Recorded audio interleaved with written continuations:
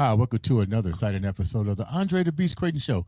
Another exciting show, another exciting guest. Two beautiful women in the studio today, but we're going to start first with the one, the only. You recognize the smile, you recognize the face. She's back for season 3. The one, the only, Jessica Javins. Thank you. Thank you. Thank you for having me. I'm so happy to be back in Indianapolis. It's cold here. Yes, it's cold. I was taking pictures of the snow, and people were asking, what are you doing taking pictures of the street? I'm like, there's no snow in Florida. Yeah. Yeah. So Did you fall yet? Almost. Almost. It's very unsteady. Season 3. That's a big milestone. And you were new at this. Oh, totally new. And I thought it was simple to have a podcast. What's it like going in season 3 for you? I'm starting to feel confident about myself doing it now. You're starting to feel confident, like you weren't confident when you first walked through the door in season 1? No. Of course, I was this young podcaster baby, I would say. Yeah. So I had so much to learn, but I wanted to learn. I was soaking it all up. And I think that has been one of the most beautiful things, is the learning that I went through by coming here and doing a full season for what, 10 days? Yeah. That's amazing. Let's talk about something more amazing. We have a beautiful lady that's on the show, and her resume is crazy. Let me go deeper with this young lady. Imagine being the first female in a male-dominated profession. Sports. Let's go even deeper. Not just any sport. We're talking hockey. Oh. I don't even play hockey. That's brutal. Yeah. Not saying I don't like to knock people around, but to even get into that is like totally crazy. But today on the show, we have a woman who is the first. This is a major stepping stone here. Let me say this. When you're the first, you carry a lot of weight. Oh, yeah. A lot of weight. You carry a lot of responsibility. You set the margin. That's true. Now imagine being a first female in hockey, sports, all men, and you're now given the opportunity to represent.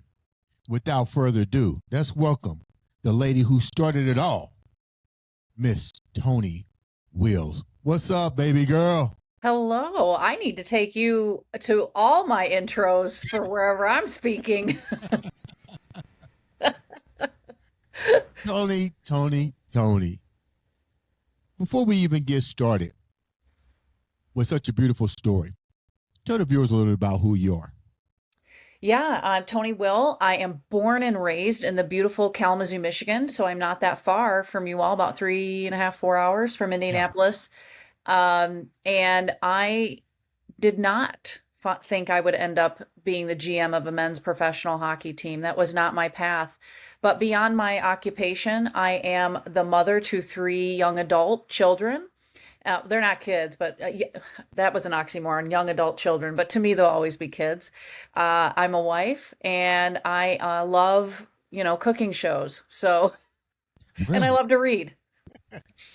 So how did hockey? Well, let me rephrase that, because that's a stupid question. Because if you're in Michigan and Detroit, hockey is that's call it what it is. That's pastime. Yes. What was it like for you? Did you grow up in a hockey environment, like your family? And how did that even come to be for you? No, I did not. So I I grew up in a household. My mom was a school teacher, elementary school teacher, and my dad was an entrepreneur. And I went to Western Michigan University to get my degree in business. And so I went to a handful of Kalamazoo Wings games growing up because I was born and raised here. But my chosen sport growing up was I was a gymnast and I was a cheerleader. And then I went into banking for my first job out of college, and that still wasn't what led me to professional hockey. I spent 13 years in banking, and then I went and represented the Chamber of Commerce as it was becoming part of our economic development agency here in Kalamazoo, Michigan. And I spent a couple years doing that, and I left because the toxic work culture did not fit my core values. And then I accidentally fell into hockey from there. When you say you accidentally fell into it, it's amazing how life guides you to different areas here. When you say that you stumbled into it, how did you stumble into it? Were you at a game? Did you meet somebody? How did the door open up? So ironically, I applied for a job that and I'll connect the dots here because you're going to be like, Okay. what? So I applied for a job at a high-end fashion boutique called Sydney. And it's a Starbucks now, just for reference. But I applied there because they were looking for a manager. And I've always been interested in clothing and fashion. And I was like, well, I don't know how to run a retail, store like this, but I'm willing to learn. Right. And their human resources department called me and they said, Toni, we've seen your resume. We've seen what's on there, and you are way overqualified for this job. I said, I know. And they said, well, you're going to be bored. And I said, I know. And they were like, I was in my mid 30s. My kids were younger. Right. I didn't want to be the face of anything because I had been the face of the chamber, which is a very community centered job. And I just was like, yeah, I'm okay with that. And they said, well, we're a talent-based organization. And I'm like, okay, like I knew what that meant because I'm a learner and I love that type of stuff. But I was like, I'm okay with a step back.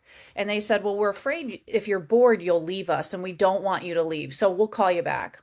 I said, okay. And then they called me back 3 weeks later and they said, we've got the perfect job for you. I said, okay, what's that?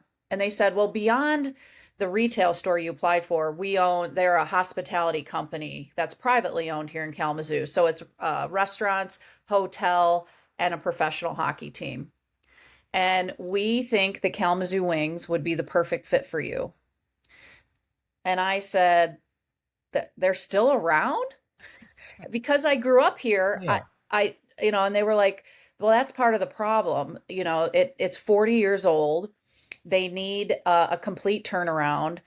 And then I'm still sitting there scratching my head and I'm like, I don't know shit about hockey. Yeah, what are you going to bring to the table with 40-year-old hockey team? Yeah, that's what. And they were like, well, here's what we see in you. You know how to sell yourself. Not me. I mean, I can sell myself, but I can teach people how to sell. I've always led teams. I've always been a leader since I got my first management job. So you can teach others how to sell and build culture within a staff. And most importantly, you love Kalamazoo. I said that, yes, all those things are true. Wow. And I said, but you understand that I don't know how to GM. I don't know how to general manage. And the hockey side of it, the players, the transactions, that is not my wheelhouse. And they said, that is not at this level. At this level of hockey, the general manager handles all the business, all the community. Mm-hmm. And I'm like, okay. And they said, the rest that you don't know, you can learn. Yeah. And I said, okay. So I said yes to the best job I never knew I wanted 11 years ago. How do you got a question you want to ask, Jessica? No, I'm in awe. I'm sorry. The first thing that came to my mind is still in my mind. It's almost like it was meant to be. That's how I feel because this how things were. It's like that was probably the last thing that she would ever imagine, yeah. And how it came and how they saw through her like that. Like, I think what you said is truly fascinating, and let me explain where I'm going. We're celebrating our 5th year anniversary with the Andre The Beast Crayton show, and the 2026 season is about that alignment and that um, purpose. And it's funny how a childhood activity 40 years later turns into an opportunity. So my question here is, how do you address going into the boardroom with your first day on the job, boardroom meaning the people, the players, to, let me put it like this. How do you get the respect that you're going to have going into that room, knowing the mentality of a hockey team? We don't care whether or not they're pro or whatever. This is a sport. They're players, yeah. And you're going into this. How do you demand that respect right off the bat and set those boundaries? Yeah, I think the first thing I did is I didn't demand anything. I came in with curiosity, understanding that I wanted to learn and I wanted to build relationships. And those two things, relationships and learning, that curiosity, are huge strengths of mine. And so I really wanted to use my strengths. And the respect would come as I started to build and deliver. What was your weaknesses, though? Because my weaknesses? There has to be a fear factor to some degree. You know, I mean, I know you're from Michigan. I know about this strength and, and stuff, but let's get real. You're still a woman. Yes. You're going in there. And I like the fact that that's what you should do. Lead with your strongest foot. What were you afraid of when you took the job? Not knowing what I was doing. I mean, that in and of itself, it's like, okay, I didn't know what I was doing. And a lot of what I led with the first 3 years was unconscious competence. I just followed my instinct and said, okay, I don't know what I'm doing, so I'm going to say that. I don't know what I'm doing. And instead of that being a weakness, it's a strength. And I'm like, I know other people know what they're doing in this role. So I just used my common sense and said, well, I'll reach out to the other Tonys of this league, the other GMs and presidents, and ask if I can come meet with them and learn how they do their jobs. Like the Indy Fuel is in Indianapolis. So I went there. I went to the Cincinnati Cyclones. Right, yeah. Yeah, I went there. Closest neighbor. We've been, the hockey team's been here for forever. Yeah, I went there. I learned from them. And I went to Brampton in Ontario, and I went to, I went all over the country and into Canada. And I slowly over time met with the other people that have my job in different communities. And I'm like, well, I want to learn from you. And then I took that back. So I went to the experts, and then I brought that back to Kalamazoo, and I innovated from it. So I had to work on the fear. And here's the other thing I want to comment on. I did not know when I took this job that my gender would play a role in any of this. I was very naive. I talk about this in my TEDx that I gave. I didn't walk in the door of Wings Event Center in 2015 and kick down the door and rip my bra off and light it on fire and say, "Woman, hear me roar." I did not know being a white woman in anything would make me a minority. And when I started to notice that, I was like, oh, I've got some work to do here.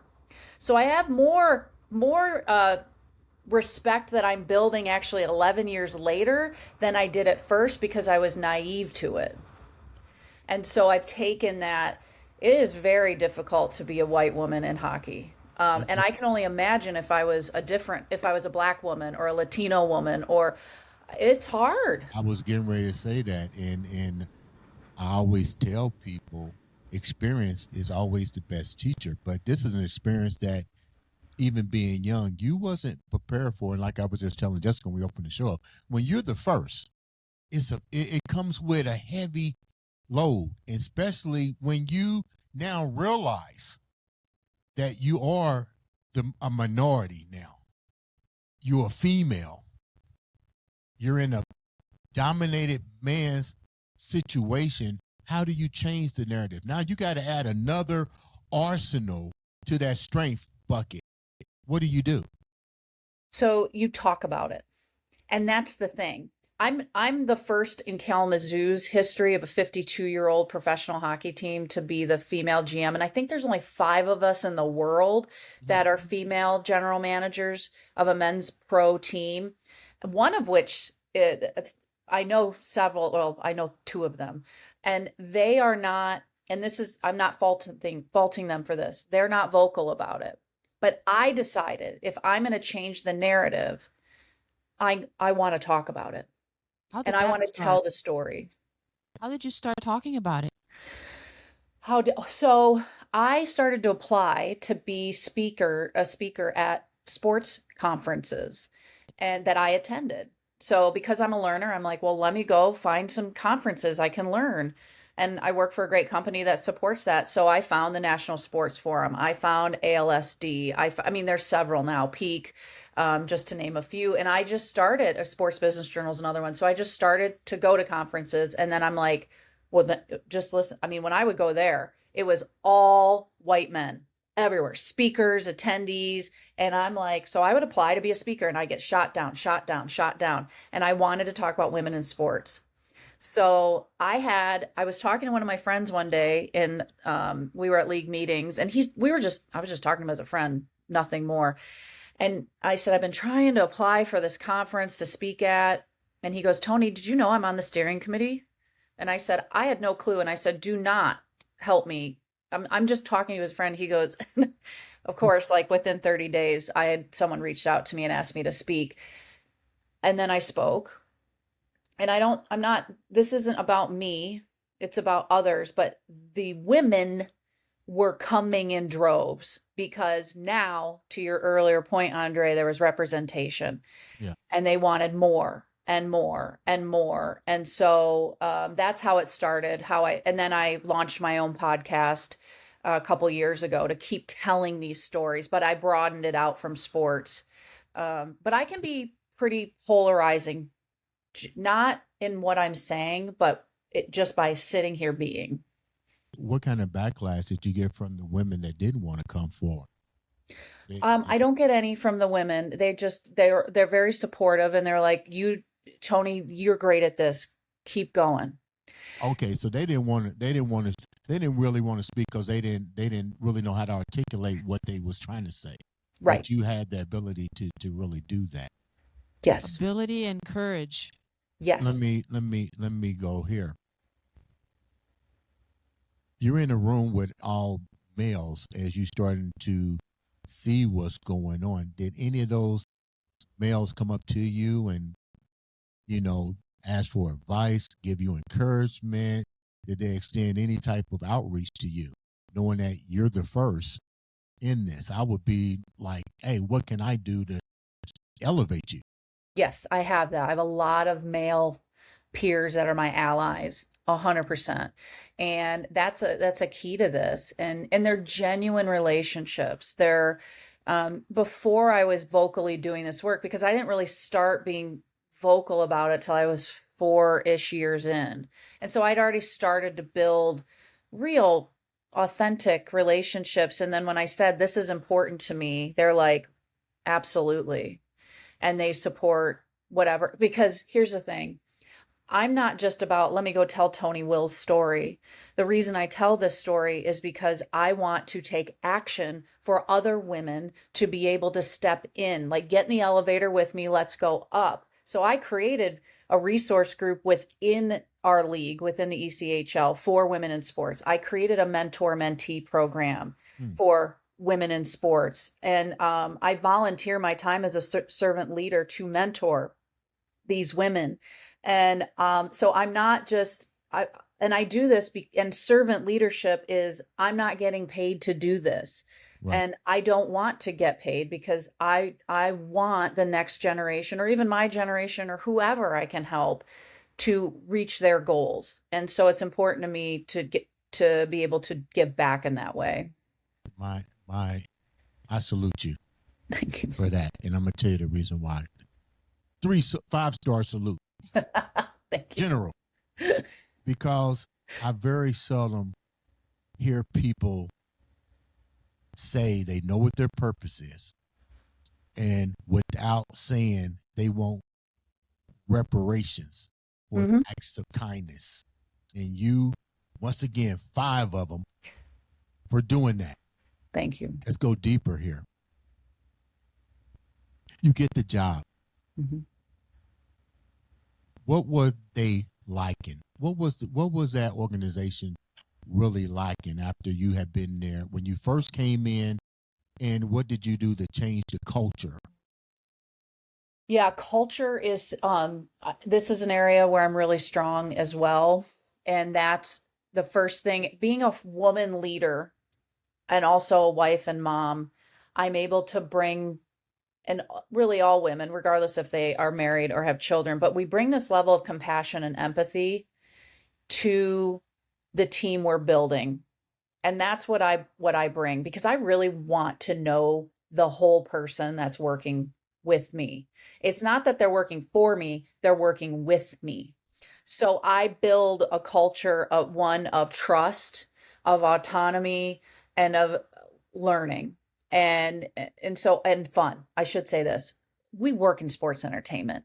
We should be having fun at work when we're Absolutely. expecting people to come have fun at our job. So Well, I don't want people to think that. Let me not be rude. You got any questions? Oh, I just wanted, for me, the 'Cause, way you know, that she just, I'll take it over. yeah, I know. So let me do it. I just want to say the four things that she brings together for me is the definition of true leadership. And it's the healthiest way that you can actually make it happen. And it's very refreshing to hear that.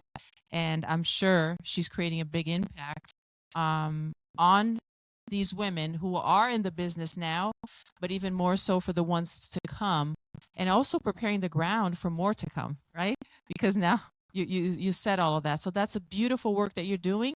And I do believe, Andre, that I work with women in leadership, that everything that she's saying now is a big example for all women in leadership, moms as well. I'm a mom too. So I love everything that she said. It needs to be broadcasted.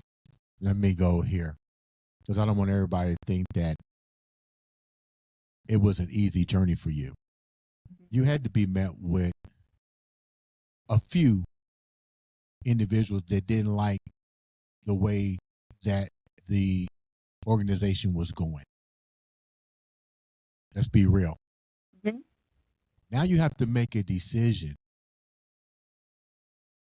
Those might be your best players, because when you're a general manager, you're also in charge of personnel.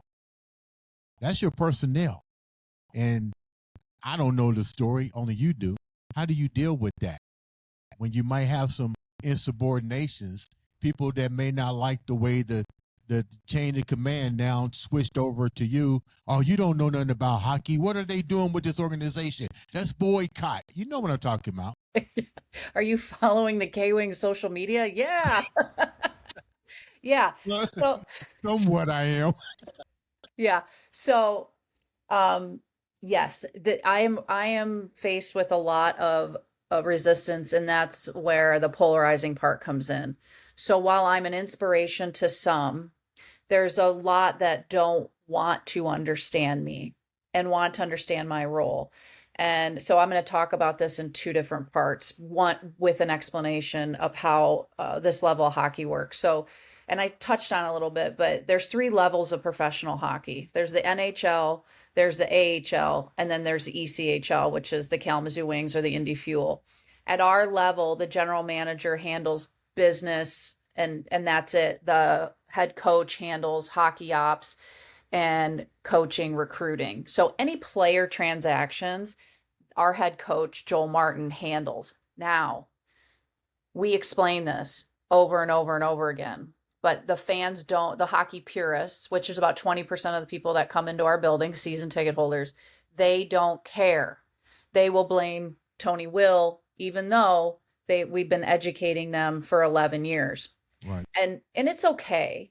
Here's when it's not okay. There are times where you can't tell because I'm sitting down, but I'm 5'2", and so I'm petite, and there are certain individuals that think that they can talk to me in a certain way and intimidate me, either in person or online, and say not very unfair, not kind, wrong things about me. And I face that to this day on a daily basis. Oh, no, I shouldn't say daily. It depends on how the team is performing, but often. And so there is that side of it Mhm. that is very challenging. Now, inside the organization, I have all the respect, all the support. And then there's within the league, because I'm the governor for the team as well. And so professional sports teams are governed by a board of governors, like a board of directors. And then there's Right. that side. And I'm the only female governor. And I'm the only female governor in 40 years of that league that's ever been on the executive committee for the board. So I have faced some struggles in that space, not from a lack of respect, although I probably could throw 10% in there at times it's unconscious. But it is, I think differently. I am not emotionally attached to what's happening on the ice. I am, so that's a strength where most of these men are attached emotionally to the product on the ice. And because I'm not, I look at it differently and I think differently, but I also get the results on the business side. I mean, you said something. 5'2", beautiful woman, male dominant situation, testosterone flying. You're married. You have children. How do you navigate the two? How do you keep a steady home? And more importantly, what does your husband say about it? You know, what's the support thing in your house? How do you keep everything together? General manager here, keeping everything in line. Go home, happy housewife, dealing with your daughters. You know, I know how daughters can be. And she's a volunteer. And She's also how do you do helping how other do you people. do that? How do you keep things? How do you keep your mental health together going to transition from one to the next? Oh, yeah, that's a great question. So first off, I quit drinking alcohol 5.5 years ago. And that right there was a game changer.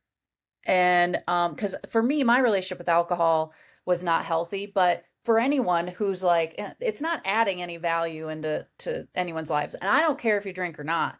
But for me, in order to do the work I wanted to do and feel the best about me and who I am, I just quit drinking. And so that opened up a lot of space for me and a lot of time. And my husband is a huge supporter of my work. He comes to every single game. He has had a hard time with the way I've been treated at times. And we've worked on this together in terms of like, how do we navigate some of this? Because safety is a consideration. And so he's a huge supporter. My kids, two of the three of them actually interned at the K-Wings over a period of time when they were at a certain age. They don't now, but I've brought them into this. And I feel the same way with my employees' families too. Like we bring them into this. And so that really helps. But my mental health is a huge part. I also work out every morning. I meditate. I eat healthy. Gratitude journal. I read my age every year. So there's a lot of things I'm doing just to be whole myself. Toni, did you? And congratulations, October 20th, I believe. Yes. Boom. See. Andre's been studying. Congratulations. Congratulations. My hats off to you. Let's go a little bit deeper before we wrap up. The pressure that came with that. Was that the reason for the journey into alcohol as a coping mechanism for you versus putting that burden onto your family? My relationship with alcohol was always kind of wonky. So no, I don't think so. I mean, I don't think it was a job. I think it was just me. I've always been someone that loves a challenge and loves to do hard things. So for me, it was just like my outlet to quiet my brain down. So I could, because I'm always thinking of things. I'm always doing. I'm always like, okay, what's next? And so for me, it was just to shut things down. But no, I don't think it was a job. It was just what I call my brain, the bionic hamster. She's just ripping. So I try to sedate her. What you going to say, Jessica? I hear. Well, we were just talking about the different neuropaths that our brains have yesterday. Yeah. And the fact that you need to understand what kind you are, how your brain works, in order for you to be able to manage it and use it for the best. But when you don't, it can cause you to maybe make some decisions that sometimes, is not probably the healthiest, or because you're just trying to manage that. Absolutely. My last question. Let me, once again, I can't help but to say it over and over again. 1, 2, 3, 4, 5. Salute to you for being the first. Salute to you for knowing your purpose. Salute to you for not allowing alcohol to control you. Salute for being a great mother, a great wife, and a leader to the community and to the world. And I know what that must be like to carry the world on your shoulder, being the first, and to stand up and make a difference. What do you, at the end of the day, you're a legend. What do you want the people to remember about you? That I was just authentically me. Like, even if I wasn't being interviewed right now, if you were to run into me at the grocery store or at the laundromat, well, I'm not at the laundromat, at the dry cleaner, at a hockey game, wherever, at the bookstore, you're going to get the same version of me, and that I was just authentic and real with the bruised fruit that I am, but also the successes, and that I helped other people get to where they wanted to be, men or women. Wow. You mentioned your podcast. Tell me about the podcast. How can the viewers be a part of it? What led you down to do a podcast? What's the reason behind that? Yeah, so I was speaking at the National Sports Forum on there. I made it after all those years of trying. I made it to the main stage in front of 1,000 people. I was moderating the first all-female panel ever in the history of that conference, which was like 30 years. And I could feel the energy. I felt things shifting. And so I came home and I was like, I want to keep the conversations going. And so I was going to do a podcast about women in sports, but I thought, no, we're so much bigger than that. And I wanted to have men on the podcast too. So I took out the word sports. I put ... And so that could be about, women could label themselves, the women that were on my podcast. And then the men that were coming on could talk about themselves in addition to the important women in their lives. So the story became bigger. How long has the podcast been out? It'll be 2 years in May, and I'm about 160 episodes in. Congratulations. Yeah. Now, what's the name of the podcast again? Women in ... like women in with 3 dots. Wow. How can the viewers reach out to you, support you, know more about the podcast, and more importantly, how can we get tickets to go see the hockey game? The hockey game tickets are at kwings.com, and we are in season, a regular season through April. So please do come check out a game. I mean, if you're there, just come find, well, you won't be able, just tell someone that you need to meet Toni Will and they'll find me. To support me, I always got projects going on. So I got a couple going on that all can be found at toniwill.com, but I host a conference here in Kalamazoo, Michigan called Empower Her, and that is happening March 13th and 14th here in my beautiful hometown, and it's all about lifting women up, so that's coming up. And then my first book is coming out. The pre-sale starts March 13th at Empower Her, and that is by design, and then the book drops August 11th. Oh my gosh, congratulations. I know you're going to, let me rephrase this. Please allow me to be a part of that book launch and have you come back on the show in person. You're 3 hours away. Yeah, I will come down to Indianapolis. I would love to. That would be an honor. Yeah, and push that book. When are you guys playing our team? Do you guys play us? Oh, yeah, we're in the same division. Yeah, we play you quite often. So I'll have to look at my schedule. I mean, we're playing tonight, but we're in Bloomington. Or no, we're in Iowa tonight. But yeah. I tell you what, when you come here, you call me ahead of time. We're going to, after the game, we're going to sit right here and we're going to. I love it. It's perfect. We're going to chop it up. Wow. Well, before we wrap up, Jessica Javis. That's tough. What do you think transition from, yeah, this is absolutely amazing. March, I have to look at my calendar. Maybe I'm going to Michigan. You heard that? Please do. Oh. And at the end of the conference, we go to a K-Wings game, the Green Ice game. So you get it all. We get it all. Wow. That sounds like a winner. Wow. Women need to know about this. This is amazing. This is amazing. They need to know about your show. We can wrap up. Tell me, you getting ready to wrap up season 3. How can the viewers reach out to you, support you, and know more about what is season 3 going to be about, real quick? Well, Jessica Javen's talk is about empowerment. It's about transformation, rebuild, and possibilities, right? Of course, as we go to season 3, we're trying to get more bold, more raw, more intimate, and talk about the things that sometimes people are embarrassed to talk about or to be a part of, but it's needed.